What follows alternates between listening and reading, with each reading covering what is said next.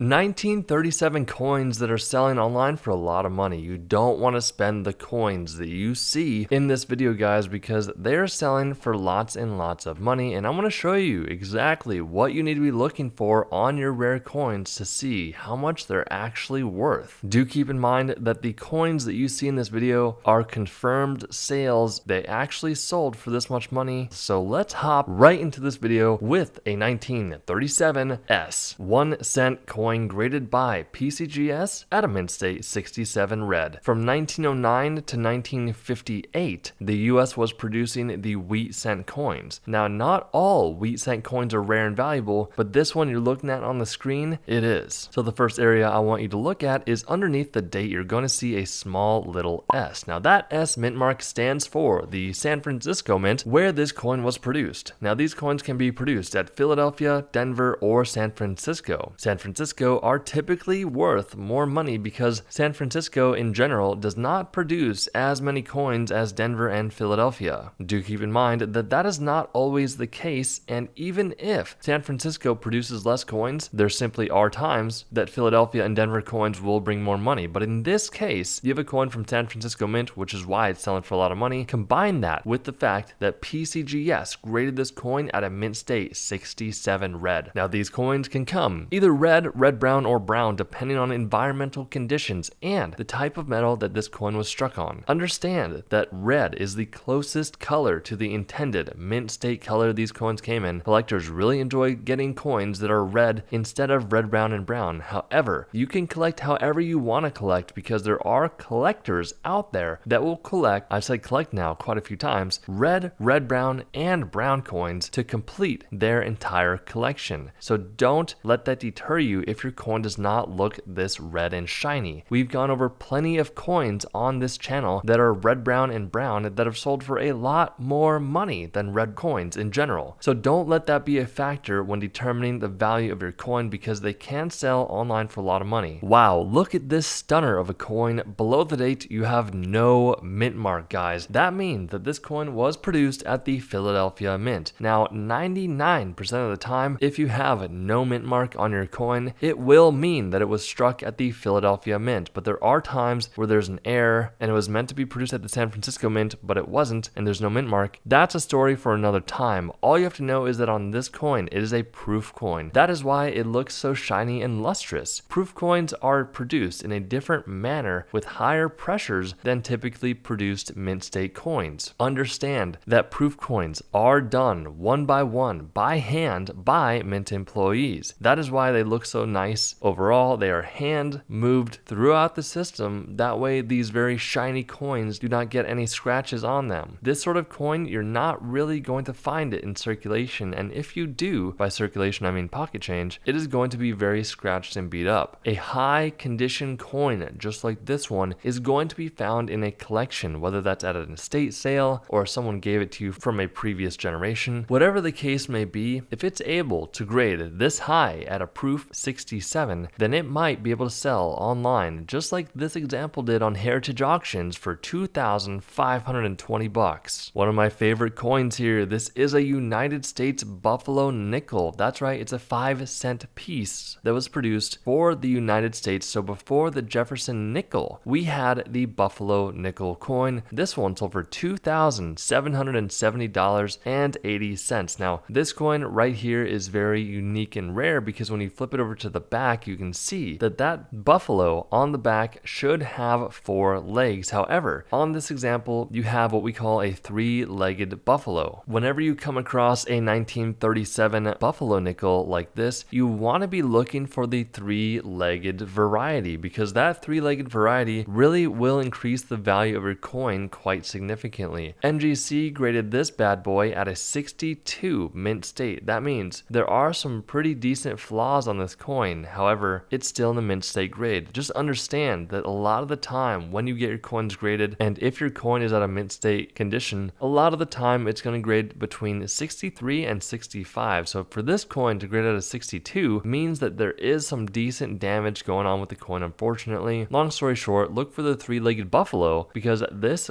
coin sold for $2,770.80. We'll be quick here, but it's the same thing going on. However, this example is not not a three-legged buffalo. You can see on the back, the buffalo has all four legs, but this example is a very, very pristine condition coin. This 1937D Buffalo nickel was graded by NGC at a mint state 68. Now 70 is the highest grade we can get when it comes to grading coins. This example sold for $3,480. 5,040 bucks. What happened here? Why did it sell for so much money? This is a normal looking Washington quarter. What's going on? Well, I'll tell you right now. This coin has what we call a doubled die obverse. Now, obverse means the front of the coin. Double die means the die that struck the coin had some doubling on it. The areas that you really want to focus into on your 1937 quarter is going to be the date and In God We Trust. These are both located on the bottom and the bottom left-hand side of the coin. Look very closely. You're gonna have to have some sort of magnification to really see what's going on here, but there is some pretty apparent doubling happening, which will increase the value of the coin significantly. If you have a 1937 25-cent double die obverse coin, then you are in for a treat, guys, because this example sold for 5,040 bucks. Holy guacamole, 5,520 bucks. Now there are two coins in this example. However, this is really worth noting. So look at this first coin. It's from 1937. It might look a bit strange, and that is because this coin was struck on a nickel planchet. That's right. So the piece of metal they used to strike 5-cent coins was accidentally used to strike both of these coins. Even though the other coin is a 1971, that doesn't matter as much as the fact that these coins were struck on the wrong planchet. That is a lot of money for a 25-cent coin. The way to really tell if you have one of these coins is, one, look at the size. That may seem obvious and apparent, but you would be surprised what passes people's hands every day. And two, you're going to want to weigh your coin. So get a scale, weigh your coin, see how much it weighs, and compare it to a normal coin. If it weighs in a similar range, then it's probably okay. But if there is a large discrepancy in the weight of your coin, then there is a possibility that you have a really rare coin. These two coins sold for $5,520. This is a Mercury Dime from 1937. So before the Roosevelt dime, we had these Mercury Dimes. This is Lady Liberty here with a winged cap. Now, it's confusing some people because back in the day, people thought that this was the Roman god Mercury. That is where the nickname of this coin came from, the Mercury Dime. This one got graded by PCGS at a proof 68 plus, and it sold for $7,200. This coin sold for a staggering $10,800. It is a 1937D 1-cent wheat coin graded by PCGS at a mint state 68 red. A phenomenal grade for this coin, something that you would not want to pass up in pocket change or in a collection. Do understand that pocket change coins are going to be in much lower graded condition. However, the value can still really be there. A lot of the value in these coins really comes down to the grade. The higher the grade you get, the more money the coin is going to be worth in general. This coin sold for $10,800, and if you want to know how much your coins are worth, or if you want to get into collecting a bit more, you're going to want to download our collector's guide for coins and currency down below. It's completely free, no strings attached, guys. We hope you enjoyed this video, and we will see you in the next video.